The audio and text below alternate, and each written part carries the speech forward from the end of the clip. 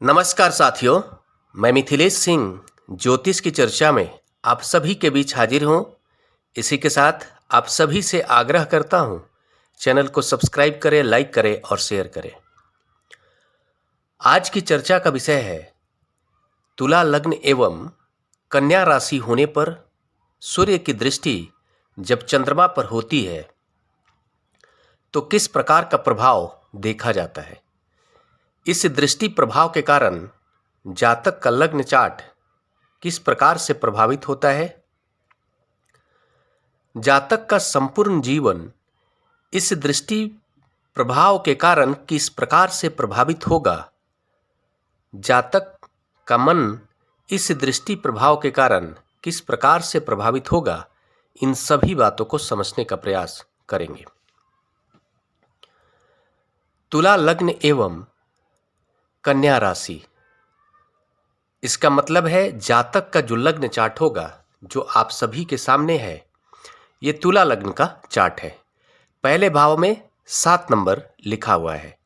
आप सभी जानते हैं 7 नंबर राशि तुला राशि होती है और पहले भाव में 7 नंबर लिखा होना, जिसको हम लोग लग्न भाव भी कहते हैं। यहाँ पर 7 नंबर लिखा होना हमें बताता है कि जातक का ये लग्न चार्ट तुला लग्न का चार्ट है। इस लग्न चार्ट में चंद्रमा जहां पर 6 नंबर लिखा हुआ है, यहां पर विराजमान है। चंद्रमा 6 नंबर राशि, जिसको हम लोग कन्या राशि कहते हैं, कन्या राशि में होकर चंद्रमा विराजमान है, तो माना जाएगा कि जातक की राशि कन्या राशि है और ये लग्न चार्ट कंप्लीट कहा जाएगा कि तुला लग्न एवं कन्या राशि का लग्न चार्ट है।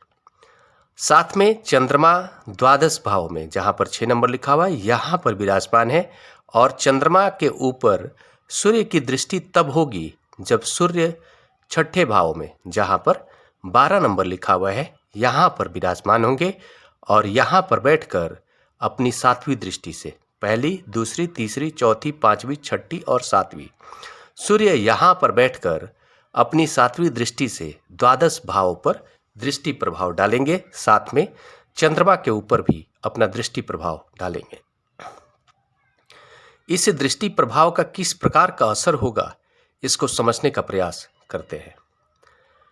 आप सभी जानते हैं तुला राशि के स्वामी ग्रह शुक्र होते हैं। जातक के लग्नेश शुक्र होंगे।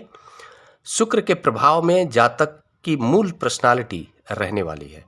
जातक के व्यक्तित्व के विकास करने की जिम्मेदारी शुक्र की होगी। शुक्र तय करेंगे कि जातक की पर्सनालिटी किस प्रकार की होगी।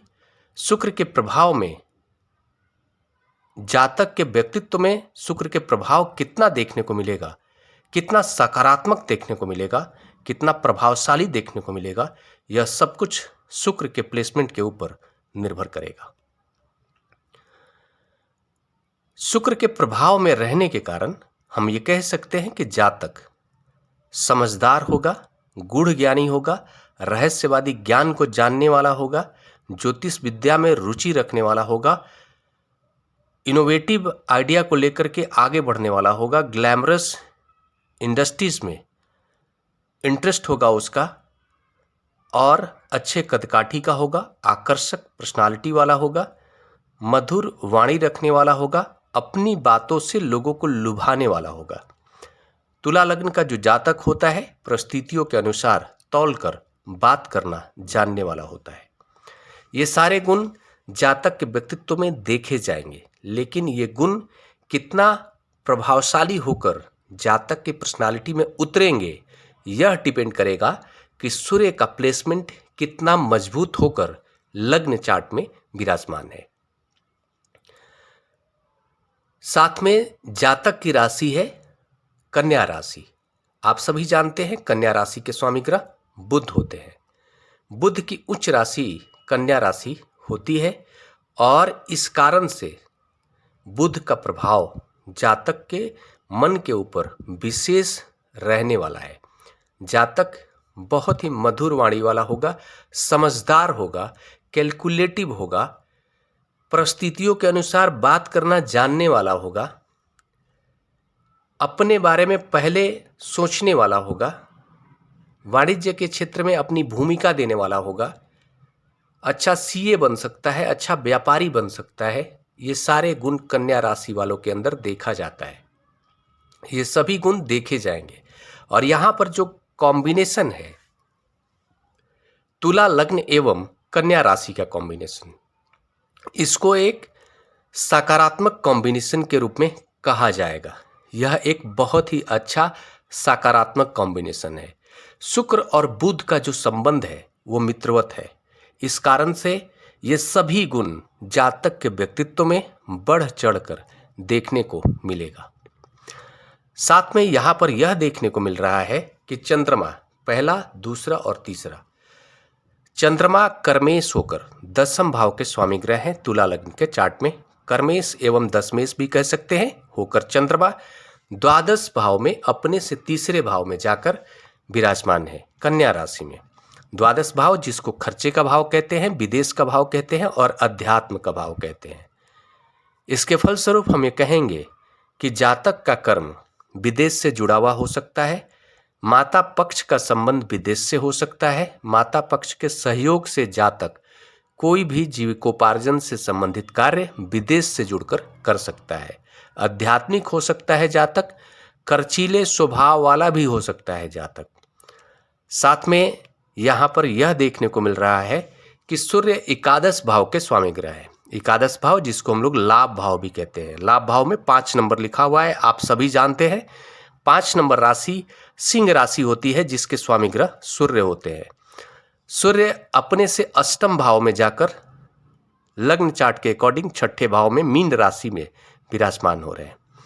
एकादश भाव लाभ भाव के स्वामी ग्रह सूर्य है और मीन राशि जिसके स्वामी ग्रह गुरु होते हैं। गुरु की राशि में सूर्य विराजमान हो रहे हैं, छठे भाव में विराजमान हो रहे हैं। छठा जो भाव होता है छोटे मोटे रोग का, ऋण का, कर्जे का, कोर्ट कचहरी का, जन सेवा का, हॉस्पिटल से जुड़े हुए कार्यों का, इन सभी क्षेत्रों से जातक को लाभ मिल सकता है।